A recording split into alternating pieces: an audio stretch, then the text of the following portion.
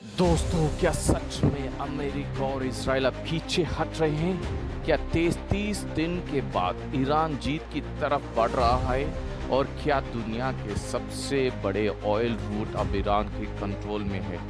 आज की अपडेट आपको शॉक कर देगी। दोस्तों, सबसे बड़ी खबर आ रही है अमेरिका से। ट्रंप ने सिग्नल तो दे दिया है कि वो अब इस वॉर से एग्जिट करना चाहते हैं। उन्होंने क्लियरली बोला है अगर हॉर्मुज़ स्ट्रेट नहीं खुलता तो उसकी रिस्पॉन्सिबिलिटी अमेरिका की नहीं होगी। सिंपल लैंग्वेज में समझाऊं तो अमेरिका ऑयल रूट खुलवाने के लिए वॉर नहीं लड़ेगा, और अगर अमेरिका वॉर नहीं लड़ेगा तो सबसे बड़ा फायदा किसको? आप बात करते हैं इसराइल की। नेतन्याहू ने बोला ईरान के साथ सीज फायर तो हो सकता है, लेकिन लेबनान में हिजबुल्लाह के खिलाफ वॉर कंटिन्यू रहेगी। मतलब क्या?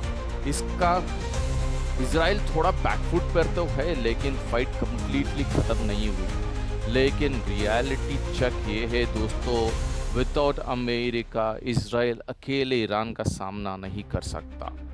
अब सबसे इम्पॉर्टेंट पार्ट, वेस्टर्न मीडिया जैसे Wall Street Journal, New York Times, Al Jazeera, इनका कहना है कि 33 दिन में भी ईरान को हराया नहीं जा सकता।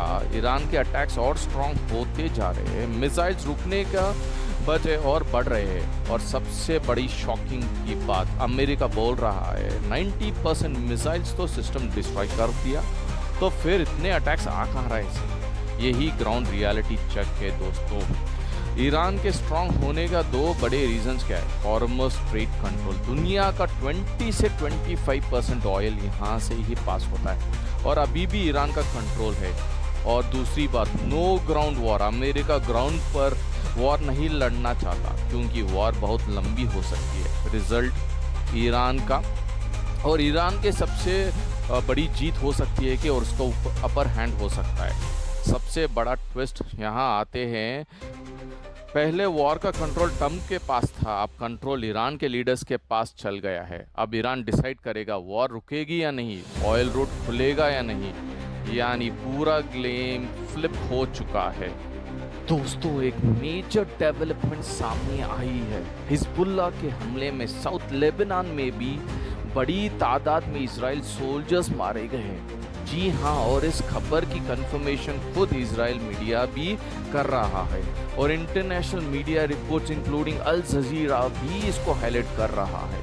हिजबुल्लाह अटैक ग्राउंड रियलिटी दोस्तों, रिपोर्ट्स के मुताबिक हिजबुल्लाह ने साउथ लेबनान में एक पावरफुल अटैक लॉन्च किया। इजराइल फोर्सेस को हैवी डैमेज हुआ, मरकावा टैंक्स को 2 टारगेट किया गया। अब और सिचुएशन ये है कि इजराइल आर्मी की हालत याद कीजिए। इजराइल आर्मी के चीफ ने खुद कहा था कि हमारे सोल्जर्स थक चुके हैं और वो और नहीं लड़ सकते। और जब ग्राउंड रिपोर्ट्स आ रही है कि वो इसी बात को कंफर्म कर रहे हैं कि कुछ रिपोर्ट्स तो ये भी कह रहे हैं कि अगर ग्राउंड वॉर ईरान के साथ होती है, इजराइल सोल्जर शायद पार्टिसिपेट करने के लिए भी रेडी नहीं रहेंगे।